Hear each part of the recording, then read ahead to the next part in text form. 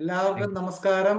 IFPHന്റെ 1559 ദിവസത്തെ മലയാള പരിപാടിയിലേക്ക് സ്വാഗതം. ആദ്യം ഒരു നിമിഷത്തെ മൗനപ്രാർത്ഥന.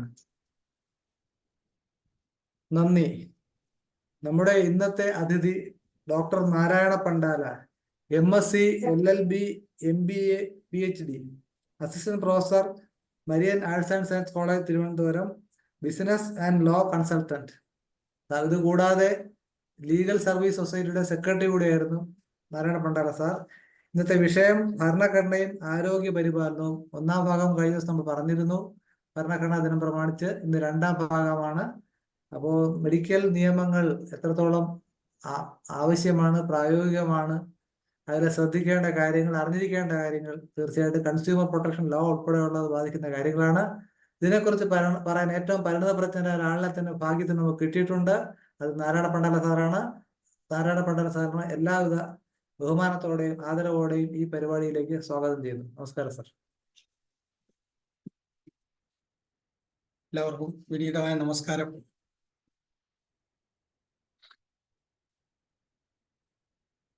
ഹോമിയോപ്പതിക് ഡിപ്പാർട്ട്മെന്റുമായിട്ട് ഒരു നിസ്സീമമായ ബന്ധം, ഒരു ആത്മബന്ധം കൂടെ എനിക്കുണ്ട്. അതിന്റെ അടിസ്ഥാനത്തിൽ നിങ്ങളുടെ എല്ലാ പരിപാടിയിൽ പരമാവധി എല്ലാ പരിപാടിയും ഞാൻ ശ്രമിക്കാനും അതുപോലെ തന്നെ അതിൽ നിന്ന് കുറച്ച് കാര്യങ്ങൾ ഗ്രഹിക്കാനൊക്കെ ഞാൻ പരമാവധി ശ്രമിക്കാറുണ്ട്. സമയപരിമിതി ഉണ്ട് എന്നുള്ളത് മറ്റൊരു യാഥാർത്ഥ്യം കൂടിയാണ്. അപ്പോൾ ഇന്ന് മനോജ് ഡോക്ടർ അദ്ദേഹം എന്നെ വിളിച്ചു പറഞ്ഞു, ഇതുപോലെ ഇങ്ങനെ ഒരു മെഡിക്കൽ നെഗ്ലിജൻസ്, അതൊരു ഇറ്റ്സ് എ ബേണിംഗ് ടോപ്പിക്. അത് നമ്മൾ എങ്ങനെ അതിനെ നമ്മൾ കാണണം, അതിനുള്ള പരിഹാരങ്ങൾ അതെങ്ങനെയൊക്കെയാണ്, അല്ലെങ്കിൽ പുതിയ നമ്മളുടെ ഭാരതീയ ന്യായ സംഹിത, അതുപോലെ തന്നെ കൺസ്യൂമർ പ്രൊട്ടക്ഷൻ ആക്ട്, ഇതെല്ലാം ഉൾക്കൊള്ളിച്ചുകൊണ്ട് കുറച്ച് കാര്യങ്ങൾ ഒന്ന് പ്രസന്റ് ചെയ്യണമെന്ന്. എങ്ങനെയൊക്കെ നമുക്ക് കൈകാര്യം ചെയ്യാൻ കഴിയും, അല്ലെങ്കിൽ അതെങ്ങനെയൊക്കെ മുന്നോട്ട് കൊണ്ടുപോകാൻ കഴിയും എന്നുള്ളത് നമ്മളൊന്ന് മനസ്സിലാക്കേണ്ട വിഷയമാണ്.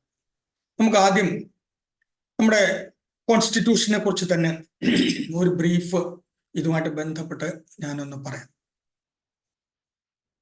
എല്ലാവർക്കും അറിയാം, നമ്മൾ കോൺസ്റ്റിറ്റ്യൂഷണൽ ഡേ നവംബർ 26 നമ്മൾ അത് ആഘോഷിച്ചു.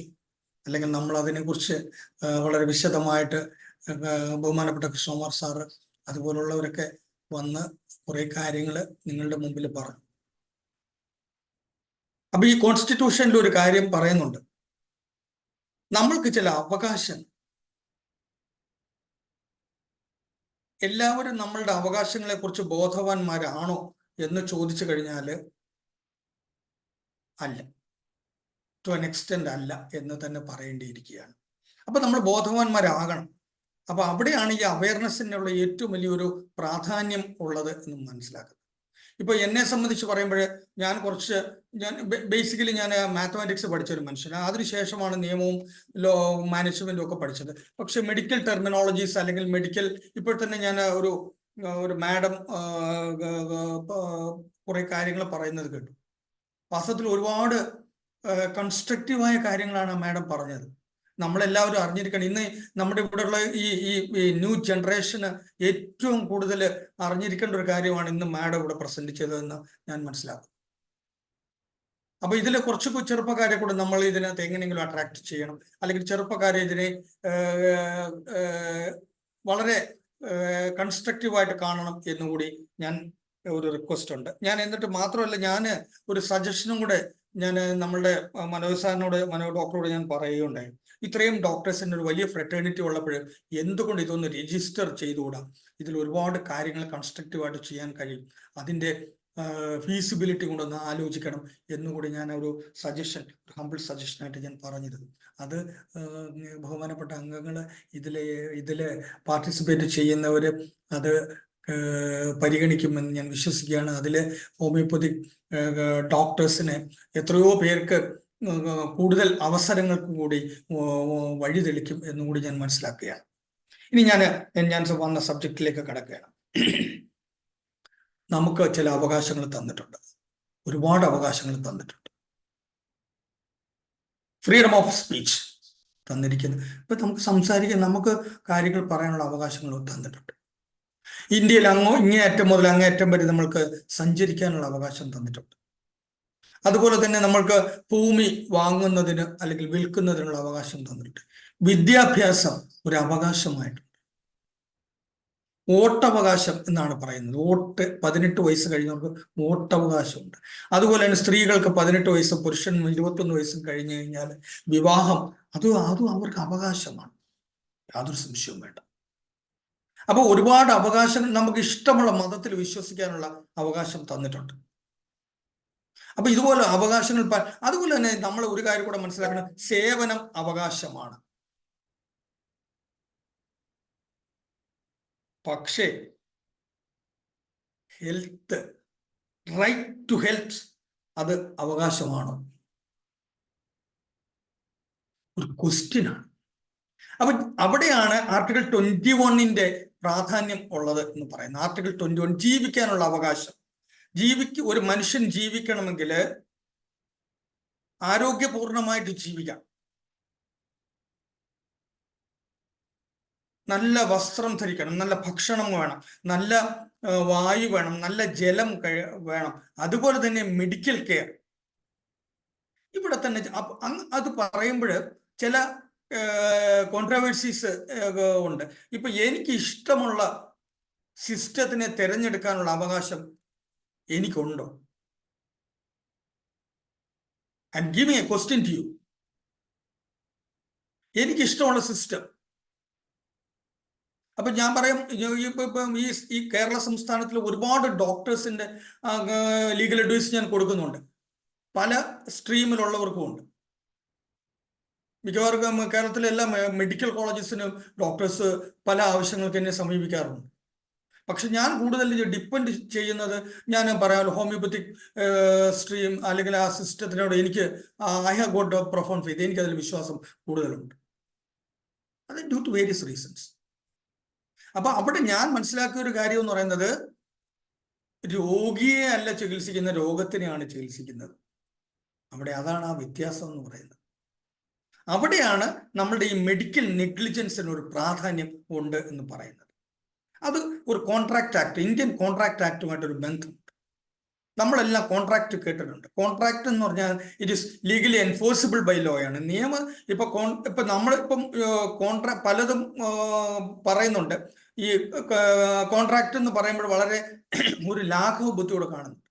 അതല്ല, കോൺട്രാക്ട് എന്ന് പറയുമ്പോൾ അതിനകത്ത് നിയമത്തിന്റെ സാധുകതയുണ്ട്. അത് രണ്ടുമുണ്ട്, സിവിൽ കോൺട്രാക്റ്റും ഉണ്ട്. അപ്പം പലരും ചോദിക്കാറുണ്ട്, മാരേജ് ഒരു കോൺട്രാക്ട് ആണോ? യെസ്. അപ്പം അതിനെക്കുറിച്ച് ഞാൻ കൂടുതലൊന്നും പറയുന്നില്ല. പേഴ്സണൽ നിയമങ്ങളെ കുറിച്ച് പറയുമ്പോൾ പേഴ്സണൽ ലോസ് ആണത്.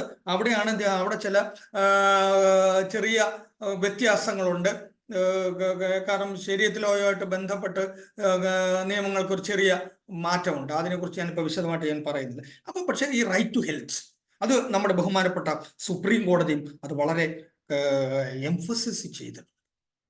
ആ എംഫസിസ് ചെയ്തിരിക്കുന്നതെന്ന് പറയുന്നത്, ആർട്ടിക്കിൾ 21 ജീവിക്കാൻ അവകാശം തന്നിട്ടുണ്ടെങ്കിൽ ആ അവകാശത്തിൽ ഉൾപ്പെട്ടതാണ് റൈറ്റ് ടു ഹെൽത്ത്. അപ്പൊ അവിടെ ഒരു ക്വസ്റ്റ്യനും കൂടെ ഉണ്ട്. ഞാൻ നേരത്തെ ചോദിച്ച ചോദ്യത്തിന് ഒരു പ്രാധാന്യമുണ്ട്. എനിക്ക് ഇഷ്ടമുള്ള സ്ട്രീം തിരഞ്ഞെടുക്കാൻ പറ്റില്ലേ? കൊറോണ സമയമായപ്പോഴും അല്ലെങ്കിൽ ചില പ്രത്യേക സാഹചര്യങ്ങളിലും ഒക്കെ സർക്കാരിന്റെ ഭാഗത്തുനിന്നും അല്ലെങ്കിൽ ചില ബന്ധപ്പെട്ട അധികൃതരുടെ ഭാഗത്തു നിന്നൊക്കെ ചില എന്താ പറയുക, ചില വൈരുദ്ധ്യങ്ങളും ഉണ്ടായിട്ടുണ്ട്. എനിക്ക് ഇത്രയൊക്കെ ഇങ്ങനെ പറയാൻ പറ്റത്തുള്ളൂ. അതിനെ കൂടുതൽ വിശദമായിട്ടോ അല്ലെങ്കിൽ കടുപ്പിച്ചോ ഒന്നും പറയാൻ പറ്റത്തില്ല. കാരണം ഇതൊരു പബ്ലിക് ഡൊമൈനിൽ ഞാൻ സംസാരിക്കുന്നതായുണ്ട്. നമ്മളൊരു ക്രിട്ടിസൈസ് ചെയ്യുന്നത് അതൊരു പോളിഷ്ഡായിട്ട് ക്രിട്ടിസൈസ് ചെയ്യാൻ പറ്റത്തുള്ളൂ. അവിടെയാണ് ഈ റൈറ്റ് ടു ഹെൽത്തിനുള്ള പ്രാധാന്യം എന്ന് പറയുന്നത്. അപ്പോൾ നിങ്ങൾക്ക് ഒരു ചോദ്യം ചോദിക്കാം, കൊറോണ സമയത്ത് മറ്റ് സ്ട്രീമുകളിൽ ചികിത്സിച്ചിട്ട് രോഗി മരിച്ചപ്പോൾ whether that amounts to medical negligence? ആരെങ്കിലും അത് ക്വസ്റ്റ്യൻ ചെയ്തോ? എൻ്റെ കുടുംബത്തിലും മരിച്ചു പോയിട്ടുണ്ട്.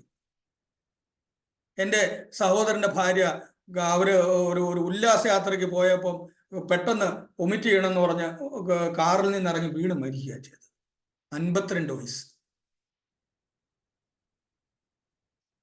It is due to the impact of corona. അപ്പൊ കൊറോണയുടെ ചികിത്സയൊക്കെ ചെയ്തത് അവർക്ക് 2 പ്രാവശ്യം അങ്ങോട്ട് കൊറോണ വന്നിട്ടുണ്ടെന്ന് പറയപ്പെടുന്നുണ്ട്. യാതൊരു കുഴപ്പമില്ലായിരുന്നു. നല്ല ആരോഗ്യമുള്ള ലക്ഷണയുക്തയായ ലേഡിയായിരുന്നു. അപ്പം ഈ കൊറോണ അപ്പൊ അവിടെയൊക്കെ അവിടെയാണ് ഈ നെഗ്ലിജൻസിനുള്ള ഒരു പ്രാധാന്യം എന്ന് പറയുന്നത്. അതിന് നമ്മൾക്ക് അല്ലെങ്കിൽ ഇപ്പൊ നിങ്ങളുടെ ഇപ്പൊ ഹോമിയോപ്പതി, ഞാൻ ഈ പറയുന്ന പോലെ സ്ഥിരമായിട്ട് ഹോമിയോപ്പതി മെഡിസിൻസ് കഴിച്ചിരുന്ന ഒരാളാണ്. അപ്പോൾ അവിടെ മെഡിക്കൽ നെഗ്ലിജൻസ്, എന്താണ് നെഗ്ലിജൻസ് എന്നുള്ളത് നമ്മൾക്ക് മനസ്സിലാക്കണം. ഒരാളുടെ അശ്രദ്ധ കൊണ്ടോ അല്ലെങ്കിൽ നോട്ടക്കുറവ് കൊണ്ടോ അല്ലെങ്കിൽ മറ്റേതെങ്കിലും തരത്തിലോ ഏതെങ്കിലും രോഗിക്ക് ചികിത്സാ പിഴവ് സംഭവിച്ചാൽ ദാറ്റ് അമൗണ്ട്സ് ടു നെഗ്ലിജൻസ്. ഇപ്പൊ ഒരു മരുന്ന് മാറിക്കൊടുത്തു കഴിഞ്ഞു കഴിഞ്ഞാൽ ചിലപ്പം രോഗിക്ക് ഇപ്പൊ ഇന്നും കണ്ടു ഒരു കൊച്ചു കുട്ടിയുടെ ജനിച്ച കുട്ടിയുടെ കൈ തളർന്നു പോയി എന്ന്. ഇപ്പോഴും വളരെ നമ്മുടെ നവമാധ്യമങ്ങൾ ചർച്ച ചെയ്തതാണ്. വളരെ എന്താ പറയാ, ഒരു കുട്ടിക്ക് ഉണ്ടായ രൂപമാറ്റത്തിനെ കുറിച്ച്. ഇതൊക്കെ മെഡിക്കൽ നെഗ്ലിജൻസിന്റെ പർവ്വയിൽ വരുന്നതാണ്. അവിടെയാണ് പല്ലും നഖവും ഉള്ള നിയമം വേണം എന്ന് നമ്മൾ ആഗ്രഹിക്കുന്നത്. അപ്പൊ അതർ സൈഡ് വെച്ച് ചിന്തിക്കണം. പക്ഷെ അത് എങ്ങനെ ഡോക്ടറിനെ എങ്ങനെ ബാധിക്കും? നമ്മളുടെ നാടും വിദേശ നാടും തമ്മിൽ ഒരുപാട് വ്യത്യാസമുണ്ട്. ഈ നിയമങ്ങൾ തങ്ങളിൽ ഇപ്പൊ നമ്മൾ ഇവിടെ ആശ്രയിച്ചിരുന്ന നിയമമാണ് ഇന്ത്യൻ പീനൽ കോഡ്. 1860-ലാണ് 1860-ലാണ് ഇന്ത്യൻ പീനൽ കോഡ് വന്നത്. ആ ഇന്ത്യൻ പീനൽ കോഡ് ഇപ്പോഴും മാറി BNS ആയി, ഭാരതീയ ന്യായ സംഹിതയായി. അവിടെ ചില പ്രധാനപ്പെട്ട 1-2 സെക്ഷൻസ് ഉണ്ട്. അപ്പം ഒരു രോഗി അല്ലെങ്കിൽ ചികിത്സാ പിഴവ് മൂലം മരിച്ചു കഴിഞ്ഞാൽ ഏതെങ്കിലും തരത്തില് രോഗി ചികിത്സാ പിഴവ് കൊണ്ട്, ഇപ്പൊ നമ്മൾക്ക് അറിയാം, ഇപ്പം എനിക്ക് തന്നെ അറിയാം, ഒരു ഹോസ്പിറ്റലില് ഞാൻ സർക്കാർ സർവീസിൽ ഇരിക്കുമ്പോൾ ഒരു ഫംഗ്ഷൻ നടത്തുകയായിരുന്നു. ആ ഹോസ്പിറ്റലിൽ ഒരു ലീഗൽ അവയർനെസ് ക്യാമ്പ് നടത്തുകയായിരുന്നു. അപ്പോൾ അവിടെ 25 സർജറി നടന്നു. about 20 സർജറീസ് നടന്നു. 19 എണ്ണവും രക്ഷപ്പെട്ടു. കുട്ടികളെ സുഖമായിട്ട് സിസേറിയൻ നടന്നു. 20ാമത് കുട്ടി മരിച്ചുപോയി. ഭയങ്കര പ്രശ്നമായി. അപ്പൊ അവിടെയൊക്കെയാണ് ഈ പറഞ്ഞ നെഗ്ലിജൻസ് ഉണ്ടോ, അതെങ്ങനെയാണ് അതിനെ നമ്മൾ ക്വാണ്ടിഫൈ ചെയ്യുന്നത്, അതിനെ എങ്ങനെ നമ്മൾക്ക് മെഷർ ചെയ്യാൻ കഴിയും, ഇതിനൊക്കെ ഒരു ഗ്യാപ്പ് ഉണ്ട്. അതുപോലെ തന്നെ ഞാൻ വേറൊരു കാര്യം കൂടി ഞാൻ എല്ലാവരുടെയും വളരെ സ്നേഹ ബഹുമാനത്തോടു കൂടി പറയുകയാണ്. നിങ്ങളെല്ലാം ഫോണിൽ കൂടി മരുന്ന് അഡ്വൈസ് ചെയ്യാറുണ്ട്. ഞാൻ മനോജ് സാറിനെ, എനിക്ക് ആദ്യം വിളിക്കുന്ന ഡോക്ടർ മനോജ് സാറാണ്. മനോജ് ഡോക്ടറാണ് ഞാൻ ആദ്യം വിളിക്കുന്ന ഡോക്ടർ. മറ്റു ഡോക്ടർമാരൊക്കെ ആയിട്ട് കൺസൾട്ട് ചെയ്യാറുണ്ട്. ഒരുപാട് ഡോക്ടേഴ്സുമായിട്ട് പരിചയമുണ്ട്, കൺസൾട്ട് ചെയ്യാറുണ്ട്. അപ്പോൾ ഡോക്ടർ ചിലപ്പോൾ പറയും ഇന്ന മെഡിസിന് അല്ലെങ്കിൽ വാട്സാപ്പിൽ എനിക്ക് അയച്ചു തരും, ഇന്ന മെഡിസിൻ വാങ്ങണം, ഇന്നടത്തുനിന്ന് വാങ്ങണം എന്ന് അയച്ചു തരും. ഞാനത് കഴിക്കുന്നു. എനിക്ക് എന്തെങ്കിലും കുഴപ്പം വന്നാൽ whether Manoj doctor will be held liable? It's A question. അപ്പൊ ടെലിമെഡിസിൻ എന്ന് പറയുമ്പോൾ അവിടെയും ഈ ഗ്യാപ്പ് ഫില്ല് ചെയ്യാനുണ്ട്. അപ്പൊ നമ്മളുടെ ഇപ്പോഴെന്ന് പറയുമ്പോൾ നിങ്ങൾ എല്ലാവർക്കും അറിയാവുന്ന കാര്യം, നമ്മളെല്ലാം നവമാധ്യമങ്ങളിൽ ഉപയോഗിക്കുന്നവർ, അല്ലെങ്കിൽ ഇന്റർനെറ്റിന്റെ കടന്നുകയറ്റം, അതിനെ വേറൊരു രീതിയിൽ പറയാം, നമ്മൾ ഗ്ലോബലൈസേഷൻ. ഞങ്ങൾ മാനേജ്മെന്റ് എക്സ്പെർട്സ് അത് അങ്ങനെ പറയും, ഗ്ലോബലൈസേഷൻ. അതിനെ ഇച്ചിരി ഒന്ന് എക്സ്പാൻഡ് ചെയ്ത് LPG എന്ന് പറയും, ലിബറലൈസേഷൻ, പ്രൈവറ്റൈസേഷൻ, ഗ്ലോബലൈസേഷൻ എന്ന് പറയും. അതിൻ്റെയൊക്കെ ഒരു ഇമ്പാക്റ്റ് ആണ് നമ്മളിപ്പോഴും അനുഭവിച്ചുകൊണ്ടിരിക്കുന്നത്. ഇപ്പൊ ഇവിടെ തന്നെ ഈ ഹോമിയോപ്പത്തിക് മെഡിസിൻ തന്നെ 2 തരത്തിലുണ്ട്. ജർമ്മൻ മെഡിസിൻസും ഉണ്ട്, മറ്റ് മെഡിസിനും ഉണ്ട്. എന്തുകൊണ്ടാണ് ഇങ്ങനെ ഒരു ഡിസ്ക്രിമിനേഷൻ വന്നത്? അവിടെയൊക്കെ ഈ നെഗ്ലിജൻസിന്റെ ഇമ്പോർട്ടൻസ് ഉണ്ട്. അപ്പൊ എന്താണ് നെഗ്ലിജൻസ് എന്ന് ഞാൻ പറഞ്ഞു. അപ്പൊ ഇന്ത്യൻ പീനൽ കോഡ് 1860 ഇറങ്ങിയ ഇന്ത്യൻ പീനൽ കോഡില് ഏതെങ്കിലും ഡോക്ടറുടെ അശ്രദ്ധ കൊണ്ടോ അനാസ്ഥ കൊണ്ടോ ഒരു രോഗിക്ക് ഏതെങ്കിലും തരത്തില് പരിക്ക് പറ്റുകയോ അല്ലെങ്കിൽ മറ്റേതെങ്കിലും തരത്തില് മരണപ്പെടുകയോ മറ്റെന്തെങ്കിലും ബുദ്ധിമുട്ടുകൾ ഉണ്ടാവുകയോ ചെയ്തു കഴിഞ്ഞാൽ അത് ശിക്ഷാർഹമാണ്, കുറ്റകരവും ശിക്ഷാർഹവുമാണ് എന്നാണ് പറയുന്നത്. അതിന് ശിക്ഷ അന്ന് പറയുന്നുണ്ട്, തടവും പിഴയും രണ്ടുമോ തരാം എന്ന് പറയുന്നുണ്ട്. 304A IPC ആണ്. നിങ്ങൾക്ക് നെറ്റിൽ സെർച്ച് ചെയ്യാം. 304A ക്യാപിറ്റൽ A IPC നിങ്ങൾക്ക് സെർച്ച് ചെയ്യാം. പഴയ പ്രൊവിഷനാണ് ഞാൻ പറഞ്ഞത്. അപ്പൊ അവിടെ എന്താണ് അവിടെ എൻവിസേജ് ചെയ്തിരിക്കുന്നത്? Ration negligent action. അത് ഇറ്റ് ഈസ് പണിഷബിൾ എന്നാണ് പറയുന്നത്. പക്ഷെ തിരിച്ച് ഇത് എവിടെയൊക്കെയാണ് വരുന്നത്? അപ്പം ട്രീറ്റ്മെന്റിന്റെ ഭാഗമായിട്ടാണ് വരുന്നത് എന്ന് അതിൽ പറയുന്നുണ്ട്. പക്ഷെ പിന്നെ അതിനെ ഒരു എക്സ്പാൻഷൻ കോടതി പറഞ്ഞിട്ടുണ്ട്. സർജറി എന്ന് പറഞ്ഞ് ഉപയോഗിച്ചിട്ടില്ലാത്തതുകൊണ്ട് ട്രീറ്റ്മെന്റിന്റെ ഭാഗമാണ് സർജറി എന്നുകൂടി അതിനകത്ത് ഒരു എക്സ്പാൻഷൻ കൊടുത്തിട്ടുണ്ട്. അത് മെഡിക്കൽ പ്രാക്ടീഷണർ ആയിരിക്കണം. മെഡിക്കൽ പ്രാക്ടീഷണർ എന്ന് പറയുന്നത് നമ്മൾ ഈ പറയുന്ന പോലെ ഇന്ത്യൻ മെഡിക്കൽ അസോസിയേഷൻ അല്ലെങ്കിൽ അതുപോലെ ബന്ധപ്പെട്ട ഏതെങ്കിലും കോമ്പിറ്റന്റ് അതോറിറ്റി അംഗീകരിച്ച ആളായിരിക്കണം. വ്യാജ ഡോക്ടർ ആണെങ്കിൽ അത് വേറെയാണ് ശിക്ഷ. അത് കൊലക്കുറ്റം തന്നെ ചുമത്തും. 302 IPC തന്നെ ചുമത്തും.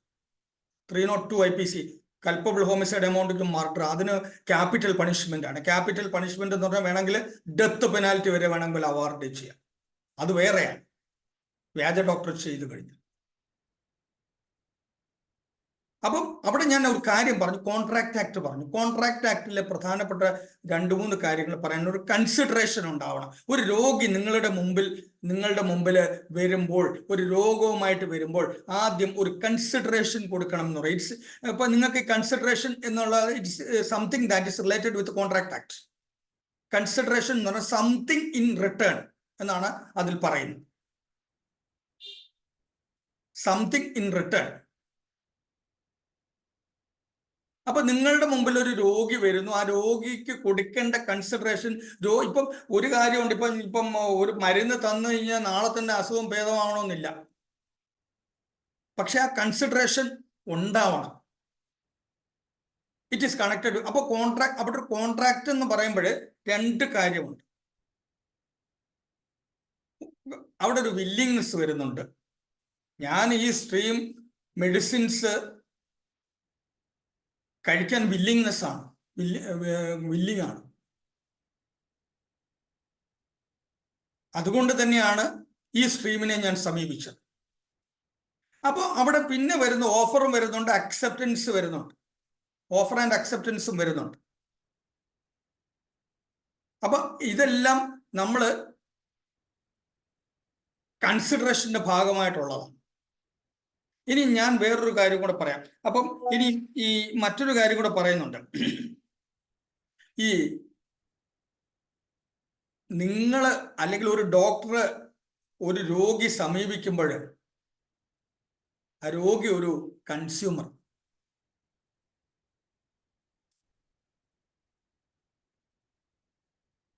അപ്പൊ കൺസ്യൂമർ എന്നുള്ള പെർവ്യൂവിൽ വരുന്നത് കൊണ്ട് ആ എല്ലാ കൺസ്യൂമറിനും പ്രൊട്ടക്ഷൻ കൊടുത്തിട്ടുണ്ട്. കൺസ്യൂമർ പ്രൊട്ടക്ഷൻ കൊടുത്തിട്ടുണ്ട്.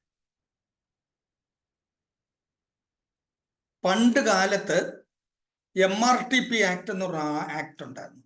Monopoly restrictive trade practice act എന്ന് പറയുമ്പോൾ ഒരുപാട് പേരുടെ മൊണോപ്പൊളി ആയിരുന്നു ഇവിടുത്തെ എല്ലാ പ്രാക്ടീസുകളും. അപ്പൊ അങ്ങനെ വന്നപ്പോൾ അതില് കുറെ പ്രൊവിഷൻസ്, അതൊരു ഡ്രാക്കോണിയൻ ലോ ആയിരുന്നു. അതിൽ വളരെ ചെറിയ കാര്യത്തിനും വലിയ ശിക്ഷയായിരുന്നു. പക്ഷെ കൺസ്യൂമർ പ്രൊട്ടക്ഷൻ വന്നു കഴിഞ്ഞപ്പോഴത്തേന് മാറ്റങ്ങൾ ഉണ്ടായി. അപ്പൊ കൺസ്യൂമറിന് പ്രൊട്ടക്ഷൻ എന്ന് പറഞ്ഞപ്പോൾ ആ വാക്കിൽ തന്നെ ഉണ്ട് ലീഗൽ പ്രൊട്ടക്ഷൻ, നിയമപരമായ പ്രൊട്ടക്ഷനാണ് കൊടുത്തിരിക്കുന്നത്. അപ്പൊ അവിടെ മെഡിക്കൽ നെഗ്ലിജൻസും ഇൻക്ലൂഡഡ് ആണ്. അത് സുപ്രീം കോടതി വളരെ വിശദമായിട്ട് ആ വിധിന്യായത്തിലൂടെ പറഞ്ഞിട്ടുണ്ട്. ഈ കൺസ്യൂമർ പ്രൊട്ടക്ഷനിൽ ചില കേസ് സ്റ്റഡീസ് ഞാൻ കളക്ട് ചെയ്ത് വെച്ചിട്ടുണ്ട്. ഞാൻ ആ കേസിനെ കുറിച്ച് ചില കാര്യങ്ങൾ ഒന്ന് വിശദമാക്കാം. അതിൽ ഒരു പ്രധാനപ്പെട്ട ഒരു കാര്യം എന്ന് പറയുന്നത് മെഡിക്കൽ നെഗ്ലിജൻസ് എന്ന് പറയുമ്പോൾ അതിനകത്ത് transfusion of wrong blood group to patient by doctors.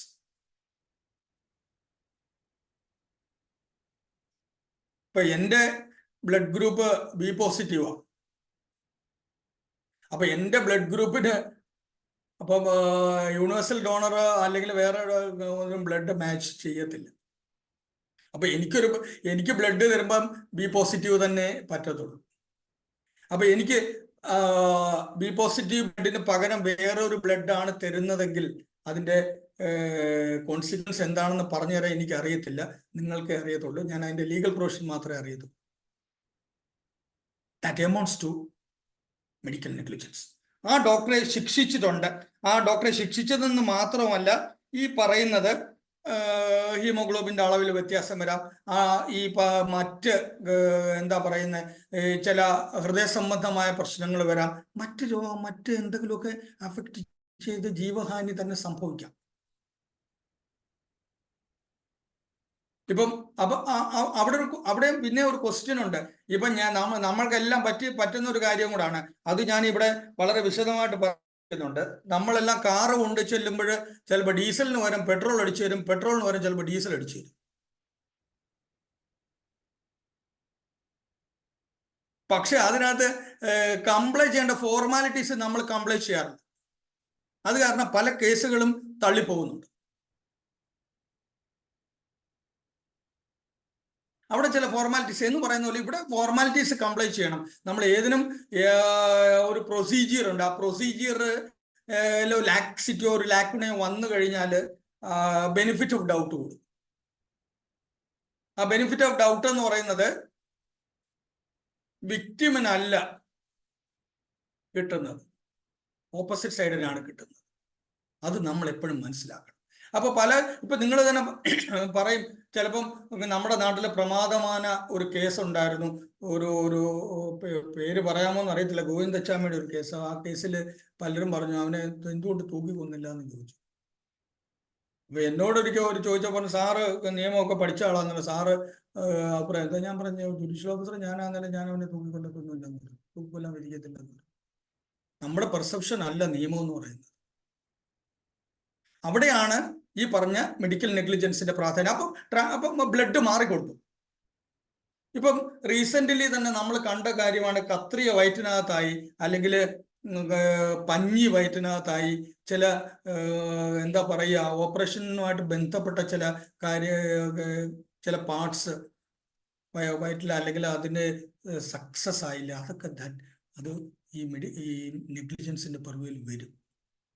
അങ്ങനെ വന്നാൽ പുതിയ നിയമപ്രകാരം ഭാരതീയ ന്യായ സംഹിതയില് 106 എന്ന് പറഞ്ഞ പ്രൊവിഷൻ ഉണ്ട്. 106 ആ 106 എന്ന പ്രൊവിഷനിൽ പ്രത്യേകം പറയുന്നുണ്ട്. 106 പ്രത്യേകം പറയുന്നുണ്ട് മെഡിക്കൽ നെഗ്ലിജൻസിനെ ശിക്ഷ പറയുന്നു. നോർമലി 5 വർഷമാണ്, പക്ഷെ മെഡിക്കൽ നെഗ്ലിജൻസ് 2 വർഷം തടവ്, അതോടൊപ്പം തന്നെ പിഴ 2 തരാം എന്നാണ് പറയുന്നത്. 106 ഭാരതീയ BNS 106 നിങ്ങൾക്ക് ഏവർക്കും സെർച്ച് ചെയ്ത് നോക്കാവുന്നതാണ്.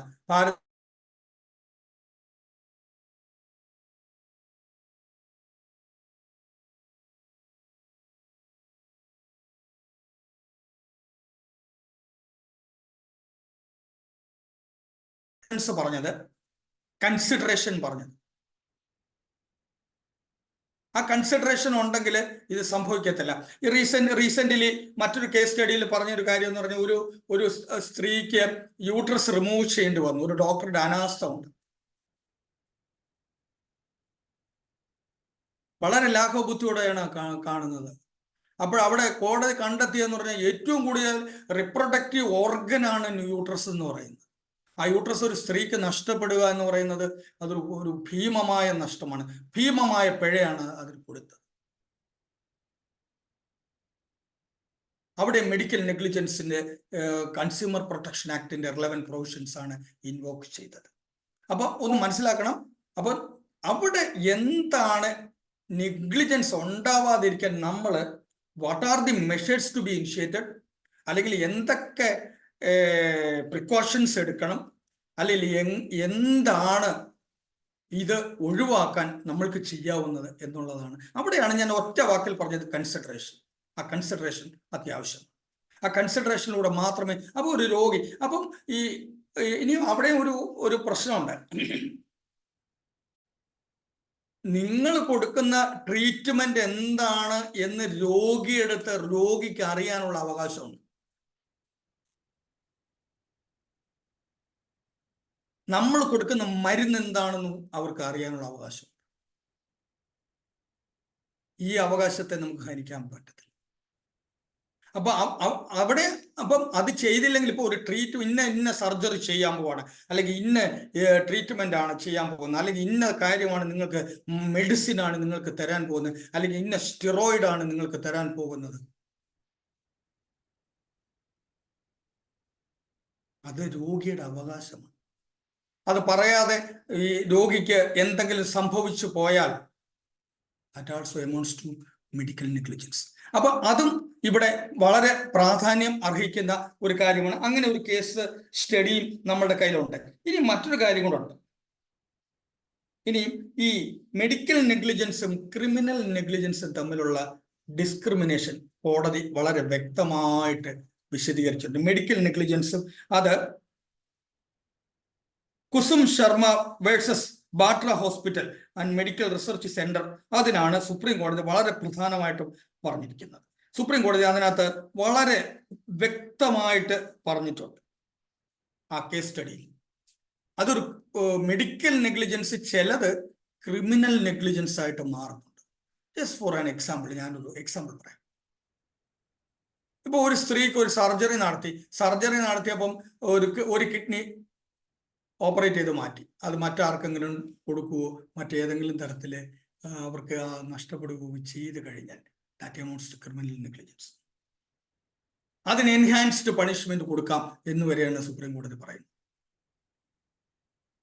അപ്പം നിങ്ങളൊരു ചോദ്യം ചോദിക്കും, ഇത്രയൊക്കെ പറയുമ്പോഴേ ഞങ്ങൾക്ക് രോഗികളെ ചികിത്സ ചെയ്യാൻ പറ്റത്തില്ലെന്ന്. രോഗികളെ എങ്ങനെ അപ്രോച്ച് ചെയ്യുക എന്നുള്ളൊരു ക്വസ്റ്റ്യൻ ഉണ്ട്. നമ്മൾ എന്ത് ചെയ്താലും കുറ്റമാവുമോ? നമ്മുടെ ചിന്തയിൽ അങ്ങനെ വരാൻ സാധ്യതയുണ്ട്. അതല്ല, അവിടെയാണ് ഞാൻ കഴിഞ്ഞ ദിവസം പറഞ്ഞതുപോലെ നിങ്ങളുടെ ഡയഗ്നോസിസ്, അല്ലെങ്കിൽ ഒരു ഡോക്ടറെ ഒരു രോഗിയെ ഡയഗ്നോസ് ചെയ്യുന്നത് എന്ന് പറയുന്നത് ഡോക്ടറുടെ ബുദ്ധി ഉപയോഗിച്ചാണ് ചെയ്യുന്നത്. That's an intellectual property. ഇപ്പൊ ഇവിടെ തന്നെ ഒരുപാട് പേര് നിങ്ങളുടെ മുമ്പിലെ പല തരത്തിലുള്ള ഏകദേശം 1500 എത്രയായിരുന്നു ഡോക്ടറെ 1558ഓളം മീറ്റിങ്ങുകൾ ഇതുപോലെ കഴിഞ്ഞു. ഈ 1558 മീറ്റിങ്ങിലും ചില കോമൺ ആയിട്ട് വന്ന 1000 പേര് വ്യത്യസ്തരായ ആൾക്കാരാണ് വന്ന് പ്രഭാഷണം നടത്തിയിരിക്കുന്നത്. ഓരോരുത്തർക്കും ഓരോ തരത്തിലുള്ള പ്രസന്റേഷൻ സ്കില്ലാണ്, അല്ലെങ്കിൽ ഓരോരുത്തർ ഓരോ തരത്തിലാണ് നിങ്ങളെ കൺവിൻസ് ചെയ്യിച്ചത് എന്ന് പറയുന്നത് പോലാണ് ഡോക്ടേഴ്സ് ഡയഗ്നോസ് ചെയ്യുന്നതിൽ ചിലപ്പോൾ ചില വ്യത്യാസങ്ങൾ സംഭവിക്കാം. ആ വ്യത്യാസങ്ങൾ എന്ന് പറയുന്നത് whether that amounts to medical negligence, it's a question. അവിടെ നമ്മൾ ചിന്തിക്കേണ്ട ചില വിഷയങ്ങളുണ്ട്. അവിടെ ഈ പറയുന്നത് പോലെ തന്നെ നമ്മൾ ഈ ലബോറട്ടറി റിസൾട്ട്സ് ചിലർ റിലേറ്റ് ചെയ്യുന്നു. ലബോറട്ടറിയിൽ തെറ്റ് പറ്റാമോ എന്ന് ചോദിച്ചാൽ തെറ്റ് പറ്റാറുണ്ട്.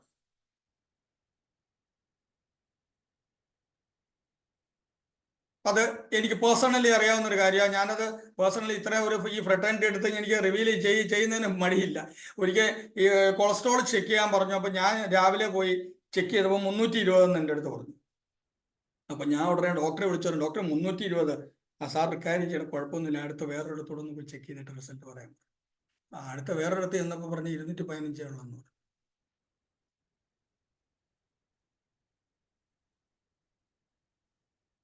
അപ്പം ലാബ് റിസൾട്ടിലും തെറ്റ് പറ്റാം. അപ്പൊ അവിടെ ഒന്ന് ആലോചിച്ച് നോക്കിയേ, നെഗ്ലിജൻസ് ഉണ്ടാവുന്നുണ്ട്. അപ്പൊ ഈ നെഗ്ലിജൻസ് അപ്പം നമ്മളുടെ ഇന്ത്യൻ കോൺസ്റ്റിറ്റ്യൂഷനിൽ തന്നെ പറയുന്നുണ്ട് ജീവിക്കാനുള്ള അവകാശം തന്നിട്ടുണ്ട്. അപ്പൊ ജീവിക്കാനുള്ള അവകാശം തന്നിട്ടുണ്ടെങ്കിൽ നമ്മൾക്ക് ആരോഗ്യമുള്ള സൗണ്ട് മൈൻഡ് ആൻഡ് ബോഡി ഓടുകൂടി ജീവിക്കാനുള്ള അവകാശം തന്നിട്ടുണ്ട്. അപ്പൊ ജീവിക്കാനുള്ള അവകാശം തന്നിട്ടുണ്ടെങ്കിൽ മരിക്കാനുള്ള അവകാശം തന്നിട്ടില്ല എന്ന് പറഞ്ഞാൽ അറ്റംപ്റ്റ് ഓഫ് സൂയിസൈഡ് എന്ന് പറയുന്നത് ഇറ്റ്സ് എ പണിഷബിൾ ഒഫൻസ്. അത് ശിക്ഷിക്കപ്പെടുകയും ചെയ്യും. അപ്പൊ നെഗ്ലിജൻസ് ഉണ്ടാവാതെ നോക്കേണ്ട ഇത് എങ്ങനെ നോക്കാം, നെഗ്ലിജൻസ് വരാതെ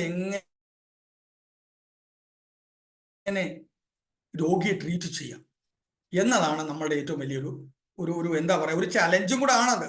ഇപ്പൊ സർജറി ചെയ്ത നല്ല സർജറി ചെയ്യുന്ന ഡോക്ടർക്ക് സർജറി ചെയ്തിട്ട് രോഗി മരിച്ചു. അപ്പൊ ചിലപ്പം ഈ ചില സിസേറിയനിൽ തന്നെ അമിതമായ രക്തസ്രാവം വന്നപ്പോൾ ചിലർ മരിച്ചു പോകുന്നുണ്ട്. അത് ഡോക്ടറുടെ കുഴപ്പമാവണമെന്നില്ല. അപ്പൊ ഇവിടെയൊക്കെയാണ് ഈ ഗ്യാപ്സ് ഉണ്ടെന്ന് ഞാൻ പറഞ്ഞത്. അപ്പം ഈ ഗ്യാപ്സ് എങ്ങനെ നമുക്ക് ഫില്ല് ചെയ്യാം, ഇതെങ്ങനെ പരിഹരിക്കാം, ഇതിൽ മറ്റൊരു കാര്യം കൂടെ ഞാൻ പറയാം. ചില രോഗികൾക്ക് ചില മരുന്നുകൾ കഴിക്കാൻ പറ്റില്ല, അല്ലെങ്കിൽ ആ മരുന്നിൽ ചിലപ്പോൾ അലർജി ഉണ്ടാകാം. അപ്പം എത്ര ഡോക്ടേഴ്സ് ചോദിക്കാറുണ്ട് നിങ്ങൾക്ക് അലർജി ഉള്ള മെഡിസിൻസ് ഏതൊക്കെ ഉണ്ട്?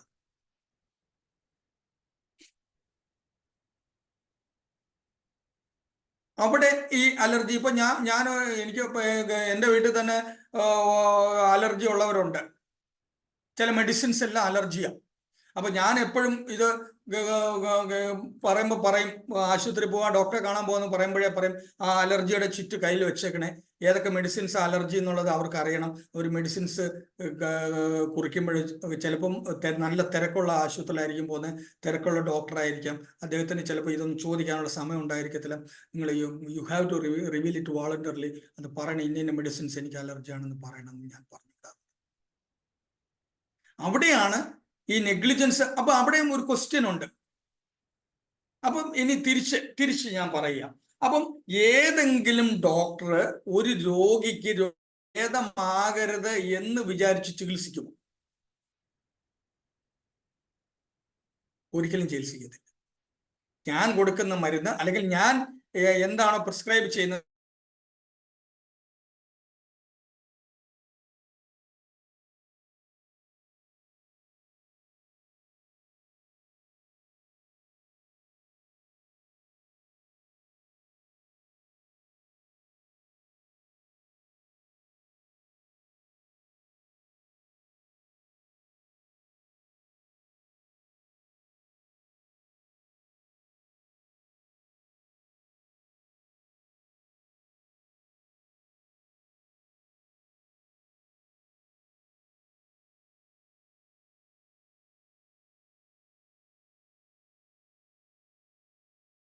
ഓക്കെ. അപ്പോൾ വീണ്ടും ഞാൻ പറയുകയാണ്, അപ്പൊ ഇതൊക്കെ നമ്മൾക്ക് എങ്ങനെ പരിഹരിക്കാൻ കഴിയും എന്നുള്ളതാണ്. ഇതിന് വേണ്ടിയിട്ടാണ് നമ്മൾ കൺസ്യൂമർ റിഡ്രസൽ ഫോറം എന്ന് പറയുമ്പോൾ നമ്മൾക്ക് ഓരോ ജില്ല തോറും ഉണ്ട്. ആ ജില്ലയിലെ പരമാധികാരി എന്ന് പറയുന്നത്, ജില്ലയിലെ അധികാരി എന്ന് പറയുന്നത്, അതിലെ ചെയർപേഴ്സൺ എന്ന് പറയുക അല്ലെങ്കിൽ പ്രസിഡന്റ് എന്ന് പറയുന്നത് ഡിസ്ട്രിക്ട് ജഡ്ജ് റാങ്കുള്ള ജുഡീഷ്യറിയിൽ നിന്നുള്ള ഉദ്യോഗസ്ഥന് അല്ലെങ്കിൽ ഉദ്യോഗസ്ഥയായിരിക്കും. ഇപ്പോഴ് എൻഹാൻസ് നേരത്തെ 20 lakhs ആണ്, ഇപ്പോൾ 1 crore വരെ ആക്കിയിട്ടുണ്ട്.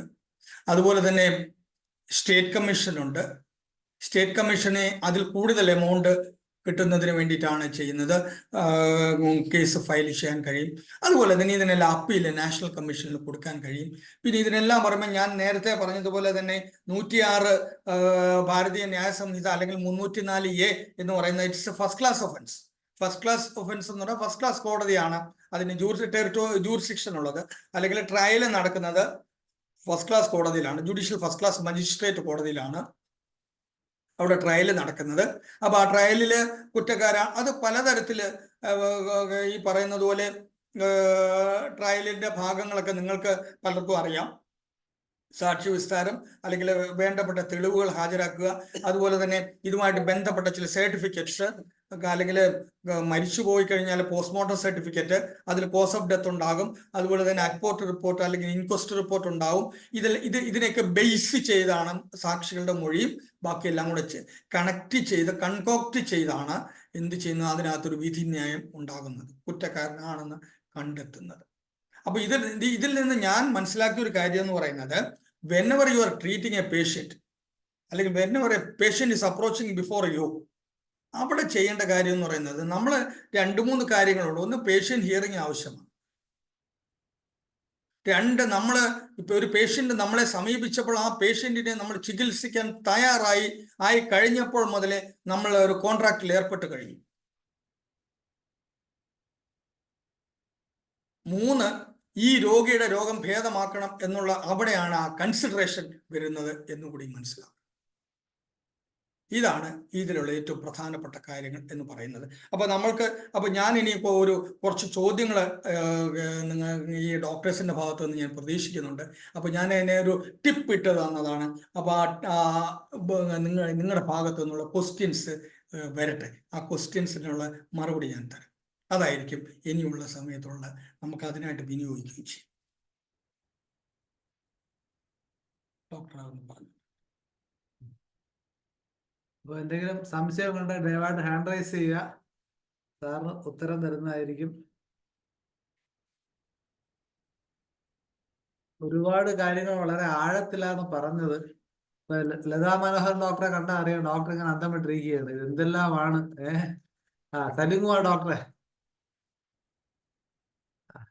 അൺമ്യൂട്ട് ഡോക്ടറെ. സാറേ, ഒരു പേഷ്യൻ്റ് മരിക്കുന്നു. ആ മരിക്കുന്നത് ആ ആശുപത്രിയിൽ വേണ്ടത്ര സൗകര്യം ഇല്ലാതിരുന്നതിൻ്റെ പേരിലാണ്. നിർബന്ധമായിട്ടും ആ ആശുപത്രിയിൽ അങ്ങനെയുള്ള ഓപ്പറേഷനൊക്കെ ചെയ്യുമ്പോൾ ചില സൗകര്യങ്ങളൊക്കെ ആവശ്യമുള്ളതായിരുന്നു. അപ്പോൾ അത് ഇതിനകത്ത് വരും.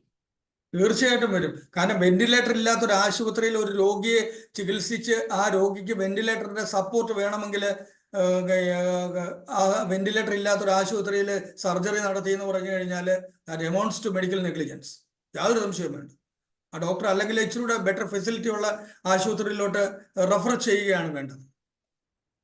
അത് സർജറി നടത്തുക എന്ന് പറയുന്നത് സ്വന്തം ഇഷ്ടപ്രകാരവും അതിൽ നിന്നും കാര്യലാഭമോ നേട്ടമോ ഉണ്ടാക്കണം എന്നുള്ള ഉദ്ദേശത്തോടും കരുതലോടും കൂടിയാണ് ചെയ്യുന്നത്. ആ ഉദ്ദേശത്തോടും കരുതലും എന്ന് പറയുന്നത് that amounts to an offence. Definitely ആ ഒഫൻസ് നിൽക്കും. അല്ല, ഇപ്പം നമ്മുടെ നിയമം അനുസരിച്ച് എല്ലാ ഹോസ്പിറ്റലും ബ്ലഡ് ബാങ്ക് വേണമെന്ന് അങ്ങനെ നിയമമൊന്നുമില്ല. പെട്ടെന്ന് ബ്ലഡ് കിട്ടാതെ വന്നതിൻ്റെ പേരിലാണ് മരിക്കണമെങ്കിലോ ആ ഹോസ്പിറ്റലിൽ? സാധാരണഗതിയിൽ ഒരു ഓപ്പറേഷൻ നടത്തുമ്പോൾ ബ്ലഡ് കരുതണം എന്നില്ല ഡോക്ടറെ. വേണം. ഞാൻ എത്രയോ പേർക്ക് എനിക്ക് മെസ്സേജ് വരുന്നുണ്ട്, ഇന്ന ബ്ലഡ് കിട്ടുന്നവരുണ്ടെങ്കിൽ അറിയണം, അല്ലെങ്കിൽ ഞാൻ തന്നെ പല ഗ്രൂപ്പിലുണ്ട്, അപ്പം ഇന്ന ബ്ലഡ് വേണം. അപ്പൊ ഞാൻ തന്നെ പല കുട്ടികളെ തന്നെ ഡയറക്റ്റ് ചെയ്യാറുണ്ട്. നിവൃത്തിയില്ലെങ്കിൽ കാർഡിയോളജി സംബന്ധമായിട്ടുള്ള വിഷയങ്ങളൊക്കെ വന്നു കഴിഞ്ഞാൽ എല്ലാ ആശുപത്രിയിലും കാർഡിയോളജിസ്റ്റ് വേണമെന്നൊന്നുമില്ല. അപ്പോൾ പല ഹോസ്പിറ്റലിലും പലപ്പോൾ കാർഡിയോളജി പ്രോബ്ലം വന്നിട്ട് പേഷ്യന്റ് മരിക്കാറുണ്ട്. അപ്പോൾ അങ്ങനെയൊക്കെ മരിക്കുമ്പോഴുള്ള വിഷയമായിട്ടാണ് ഞാൻ ഉദ്ദേശിക്കുന്നത്. നെഗ്ലിജൻസ് വന്നു കഴിഞ്ഞു, യാതൊരു സംശയമില്ല.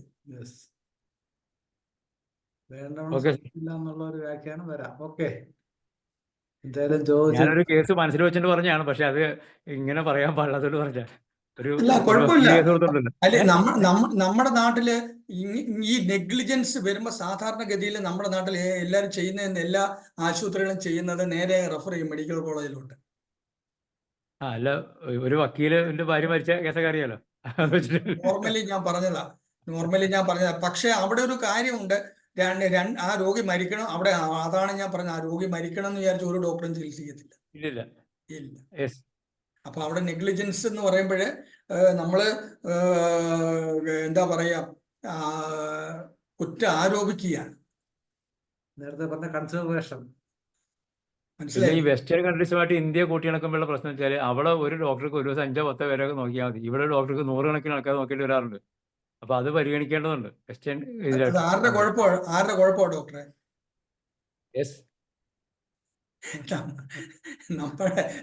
അത് പറയാൻ പറ്റത്തില്ല. നമ്മുടെ സിസ്റ്റത്തിന്റെ കുഴപ്പമാണ്. അയ്യോ, അതെ. പിന്നെ ഒരു കാര്യം കൂടെ ഞാൻ പറയാം, തിരിച്ച് ഞാൻ പറയുക, അമേരിക്കയിലുള്ള ഇന്ത്യയിൽ നിന്ന് പോയ ഒരു ഡോക്ടർ റീസെന്റ്ലി എന്നെ കാണാൻ വന്നത്. അപ്പോൾ എൻ്റെ അടുത്ത് പറഞ്ഞത് ലോകത്തെ ഏറ്റവും നല്ല ഡോക്ടേഴ്സ് ഉള്ളത് ഇന്ത്യയിലാണ്, അതും Yes. കേരളത്തിലാണ്. കാരണം ആ. ഇവിടെയുള്ള ഡോക്ടേഴ്സ് റിസ്ക് എടുത്ത് ട്രീറ്റ് ചെയ്യുമെന്ന്, മറ്റുള്ളവർ ആ റിസ്ക് എടുക്കത്തില്ലെന്ന്. അത് ഈ ലീഗൽ നടപടിയിൽ അമിത അതിപ്രസാരം കാരണമുള്ള പ്രശ്നമാണ് സംഭവിക്കുന്നത്. മനസ്സിലായാൽ മതി. Okay. അപ്പൊ എൻ്റെ അടുത്ത് പറഞ്ഞ കാര്യമാണ് പറഞ്ഞത്, സാറേ ഒരു കാര്യമുണ്ട്, ഈ ലോകത്തെ ഏറ്റവും നല്ല ഡോക്ടേഴ്സ് ഉള്ള ഇന്ത്യയിലാണ്, അതും പ്രത്യേകിച്ച് കേരളത്തിലാണുള്ളത്. ഞാൻ വളരെ സെൻസിറ്റീവായ വ്യക്തിയാണ്. എനിക്ക് എൻ്റെ രോഗം ക്യാൻസർ ആണെന്ന് പരിശോധിക്കുമ്പോൾ അറിയുന്നു.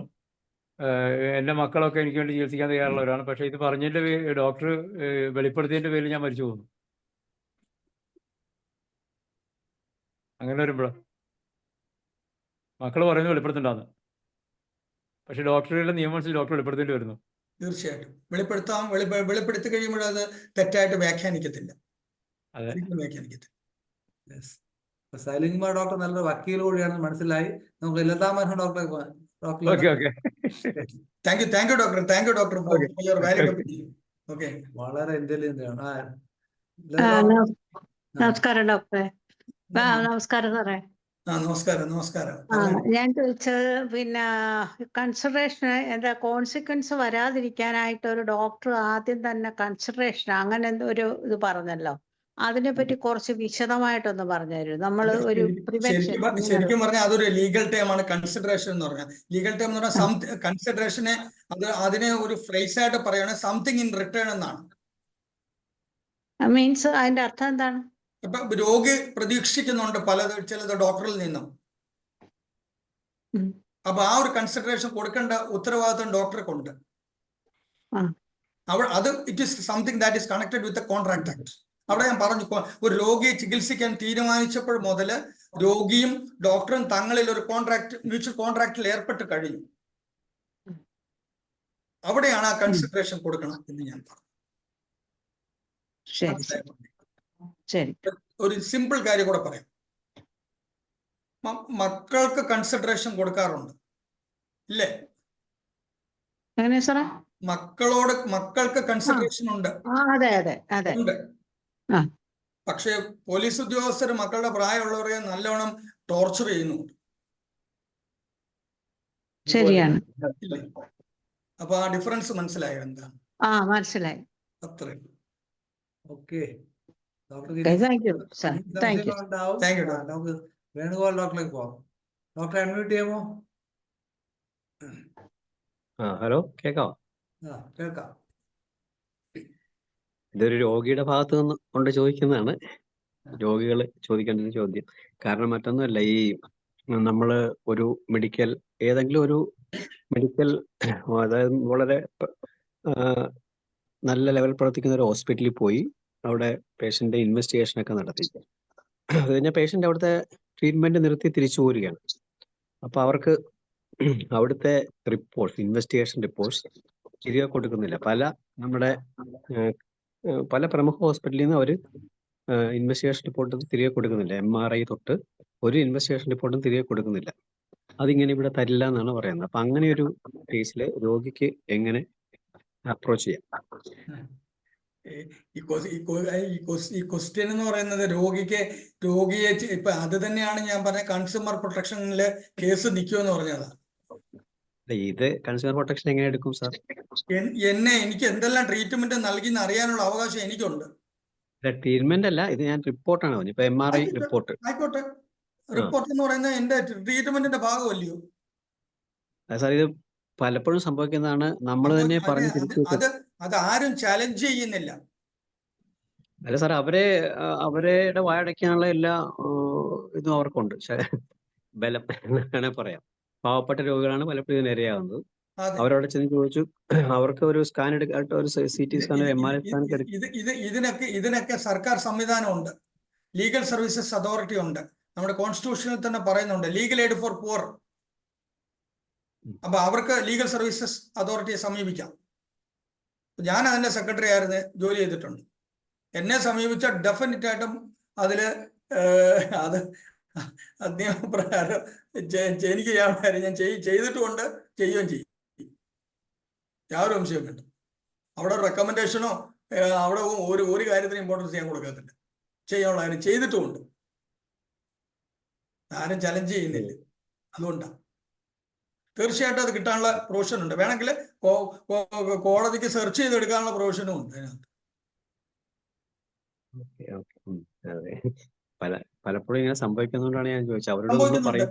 സംഭവിക്കുന്നുണ്ടെന്ന് പറഞ്ഞാൽ ആരും ഇതിന് മെനക്കെടുന്നില്ല ഡോക്ടറെ. അതുകൊണ്ടാണ് ആരും ഇതിന് മെനക്കെടുന്നില്ല. ഇപ്പൊ പല കുട്ടികളെ ഇൻസ്റ്റിറ്റ്യൂഷനിൽ സർട്ടിഫിക്കറ്റ് കൊടുത്തിട്ട് അവർ സർട്ടിഫിക്കറ്റ് കൊടുക്കത്തില്ല. പൈസ ഭയങ്കരമായിട്ട് ചോദിക്കും. അപ്പൊ ഇവിടെ ആരും ചലഞ്ച് ചെയ്യുന്നില്ല. ലിറ്റിഗേഷൻ പ്രോസസ് എന്ന് പറയുന്നത് അതൊരു ഒരു ഈവിൾ പ്രോസസ് ആണെന്നാണ് ആളുകളുടെ മനസ്സിലുള്ളത്. പക്ഷെ അങ്ങനല്ല. ലിറ്റിഗേഷൻ എന്ന് പറയുന്നത് അത് എന്തിനു വേണ്ടിയാന്ന് പറഞ്ഞാല് നമ്മള് റൈറ്റ്സ് പ്രൊട്ടക്ട് ചെയ്യുന്നതിന് വേണ്ടിയുള്ളതാണ്. അതാണ് അതിന്റെ കാതലായ ഭാഗം എന്ന് പറയുന്നത്. ഇല്ല, അതുപോലെ തിരിച്ചു ഇപ്പൊ നമ്മളൊരു ഇൻവെസ്റ്റിഗേഷൻ റിപ്പോർട്ട് കൊടുത്തയക്കുകയാണ്, അല്ലെങ്കിൽ പേഷ്യന്റ് ലോക്കലായിട്ട് അല്ല എവിടെയെങ്കിലും ചെയ്ത ഒരു റിപ്പോർട്ടുമായിട്ട് അവിടെ ചെന്നാൽ അവർ വീണ്ടും അത് ചെയ്യിക്കുകയാണ്. ആ റിപ്പോർട്ട് പോരാ, ഞങ്ങൾക്ക് അതിൽ എന്താണ് ന്യായം? ഒരു ഓതറൈസ് അവിടെ ഒരു ചെറിയ കാര്യമുണ്ട് ഡോക്ടർ. ഞാൻ ഒരു കാര്യം ഒരു ചെറിയൊരു കാര്യം പറയാം. ശരി. ഒടിവല്ല, കാലിന് എന്തോ ഒരു ചെറിയ വേദന തോന്നി. ഒരു ആശുപത്രി ചെന്നപ്പോൾ എക്സ്റേ നോക്കിയപ്പോൾ ഒരു പ്രശ്നവുമില്ല. പക്ഷെ വേദന സഹിക്കാൻ വയ്യ. എക്സ്റേയിൽ ഒടിവ് തെളിഞ്ഞിട്ടില്ല. പക്ഷെ ഈ രോഗി മറ്റൊരു തിരുവനന്തപുരത്തെ പ്രമുഖമായ കണ്ടുപിടിച്ചു. അപ്പോഴ് മെഡിക്കൽ നെഗ്ലിജൻസ് നിൽക്കുവോ? ഇല്ല, അവിടെ നിൽക്കത്തില്ല. എന്റെ ക്വസ്റ്റ്യനാ. ഇല്ല, നിൽക്കത്തില്ല. അപ്പൊ ഡോക്ടർ പറഞ്ഞപ്പോ അപ്പൊ ഒപ്പീനിയൻ ഡിഫറെന്റ്. അപ്പൊ ഈ ഹെയർലൈൻ ഫ്രാക്ചർ കണ്ടുപിടിച്ചപ്പോ വേണമെങ്കിൽ മറ്റേ ആശുപത്രിയിലെ എക്സ്റേ എന്താ പറയുന്നത് അത്രയും എന്താ പറയാ അതിന് അത്രയും ക്വാളിറ്റി ഇല്ലെന്നോ അല്ലെങ്കിൽ വേറെ ഏതെങ്കിലും തരത്തിലോ പറഞ്ഞ് കേസ് കൊടുത്താൽ നിൽക്കത്തില്ല. അവിടെ ഡയഗ്നോസിസിന്റെ വ്യത്യാസമുണ്ട്. അതാ ഞാൻ ഗ്യാപ്പ് എന്ന് ഞാൻ പറഞ്ഞു.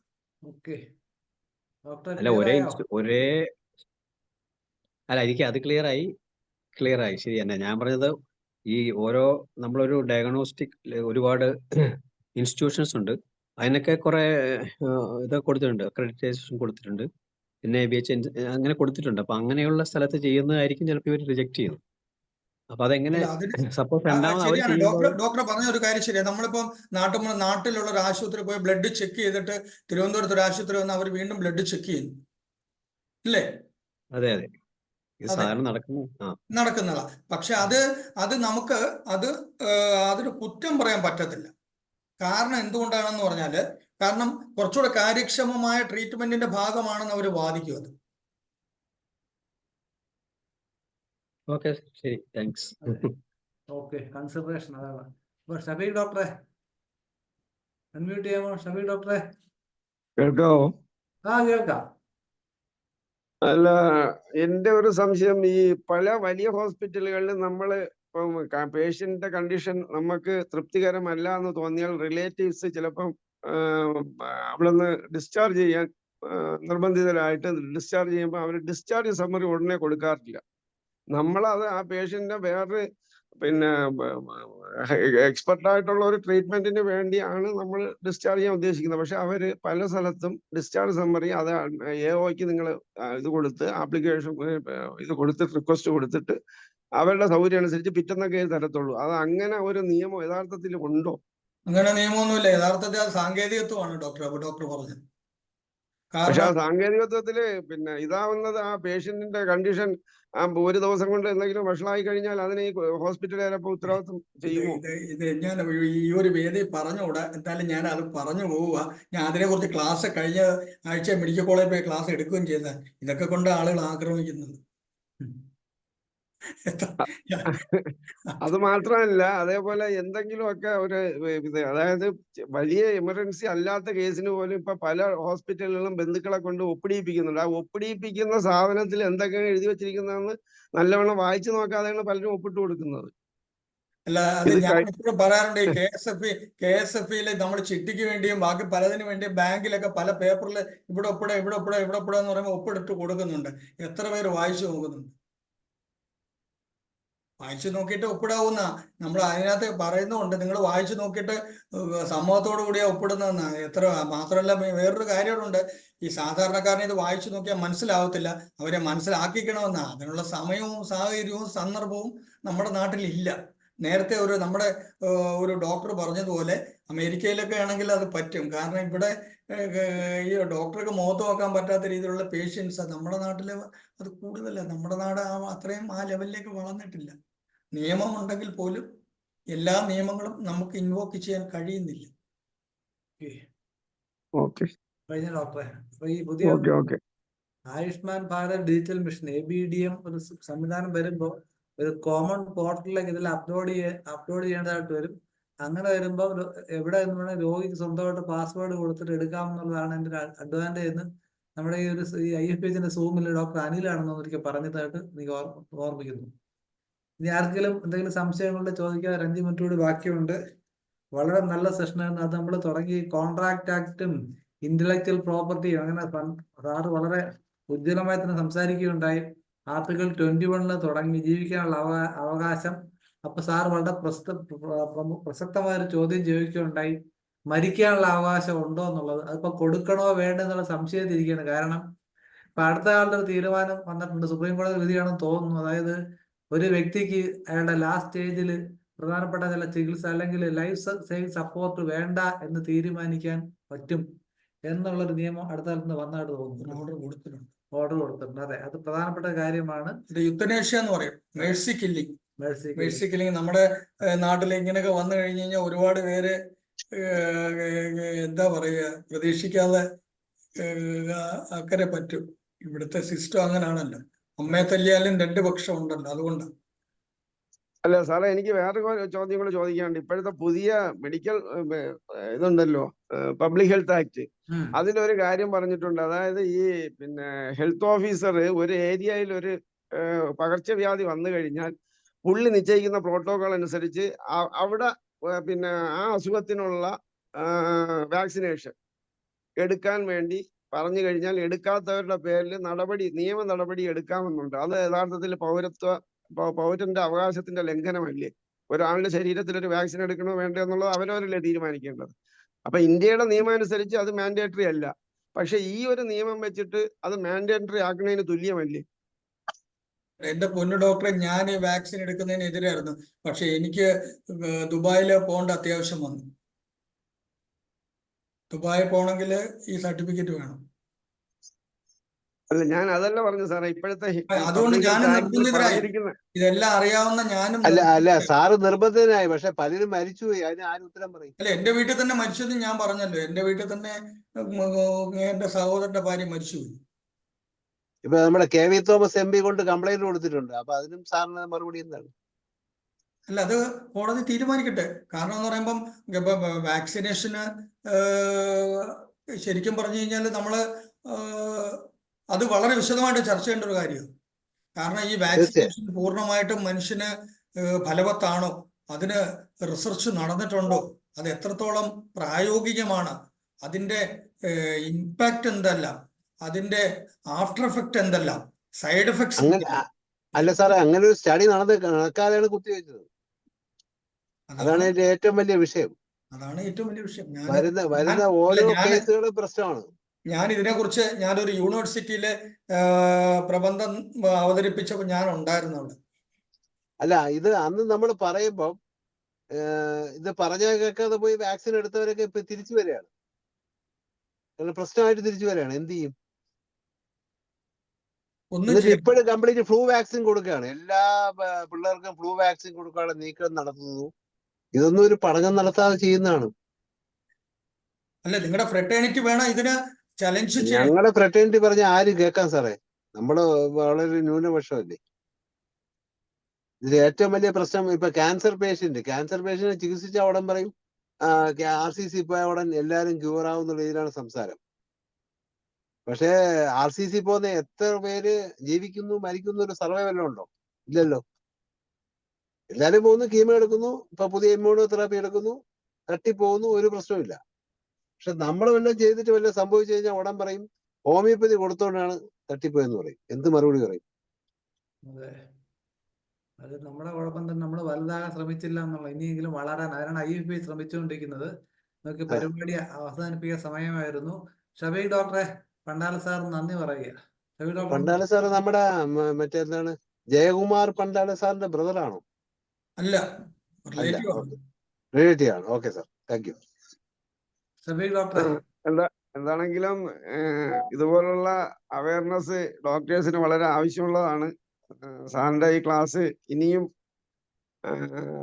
എല്ലാം ഇതേപോലുള്ള സബ്ജക്റ്റുകളെ കുറിച്ച് ഇനിയും ഉണ്ടാകണമെന്നുള്ളൊരു ആഗ്രഹമുണ്ട്. അതുകൊണ്ട് സാർ ഇനിയും നമ്മുടെ ഈ ഇതിൽ വന്ന് എങ്ങനെയുള്ള ക്ലാസ്സുകൾ എടുക്കണമെന്നുള്ള പ്രതീക്ഷയിൽ സാറിന് എല്ലാവിധ ഹൃദയത്തിന്റെ ഭാഷയിൽ നന്ദി രേഖപ്പെടുത്തുന്നു. IFPHന്റെ പേരിലും ഇതിൽ പങ്കെടുത്ത എല്ലാവരുടെ പേരിലും. സാറ് പിന്നെ ഇവിടെ മരിയൻ കോളേജിലെ പ്രൊഫസറാണോ? അതെ അതെ അതെ. ആരെങ്കിലും പഠിക്കുന്നുണ്ടോ? അല്ല, എന്റെ മോൻ അവിടെ എഞ്ചിനീയറിംഗ് BTech അവിടെ ആയിരുന്നു, കഴിഞ്ഞു. ഞാൻ ആർട്സ് ആൻഡ് സയൻസ് കോളേജിലാണ്, ഡിപ്പാർട്ട്മെന്റ് ആർട്സ് ആൻഡ് സയൻസ് കോളേജിലാണെന്ന് പറഞ്ഞായിരുന്നു, അതാണ് ഞാൻ ചോദിച്ചത്. ഓക്കെ സാറേ, താങ്ക് യു. എന്തായാലും നമുക്ക് 10-ാം തീയതി മനുഷ്യാവകാശ ദിനം പ്രമാണിച്ച് നല്ലൊരു ടോപ്പിക് വരുന്നുണ്ട്. അഡ്വക്കേറ്റ് ലിറ്റോ പാലത്തിങ്കലാണ് പ്രസന്റ് ചെയ്യുന്നത്. അതായത് മനുഷ്യാവകാശവും പൊതുജനാരോഗ്യ ബില്ലും വളരെ ശ്രദ്ധേയമായ ഒരു വിഷയമാണ്. അപ്പൊ എല്ലാവരും പങ്കെടുക്കുക, കൂടുതൽ കാര്യങ്ങൾ മനസ്സിലാക്കുക, അഭിപ്രായം പറയുക. ഒരു കാര്യം കൂടെ പറയാം. സാർ, ഒരു കാര്യം പ്രിഫറൻസ്. എനിക്കൊരു കാര്യം കൂടെ പറയാനുണ്ട്. ഇവിടെ വളരെ കുറച്ച് പേര് മാത്രമേ ഇതിനകത്ത് റിയാക്ട് ചെയ്തുള്ളൂ എന്ന് തന്നെ ഞാൻ പറയുക. എല്ലാവരും ചെറുപ്പക്കാരും കൂടെ ഇതില് ആക്റ്റീവായിട്ട് പാർട്ടിസിപ്പേറ്റ് ചെയ്ത് അവര് ഈ സന്ദേശം മറ്റുള്ളവരിലേക്ക് എത്തിക്കാൻ പരമാവധി ശ്രമിക്കണം എന്നുള്ള ഒരു റിക്വസ്റ്റ് കൂടിയുണ്ട്. അതുകൂടി ഞാൻ പറഞ്ഞ് ഞാൻ അവസാനിപ്പിക്കുകയാണ്. Thank you very much. എല്ലാവർക്കും ഒരിക്കൽ കൂടി നന്ദി, നമസ്കാരം. അപ്പൊ ഇതോടുകൂടി 1559-ാം ദിവസത്തെ പരിപാടി ഇവിടെ അവസാനിക്കുകയാണ്. നാളെ ഇതേ സമയം വീണ്ടും കാണാം എന്ന പ്രതീക്ഷയോടെ എല്ലാവർക്കും ശുഭരാത്രി നേരുന്നു. നന്ദി, നമസ്കാരം.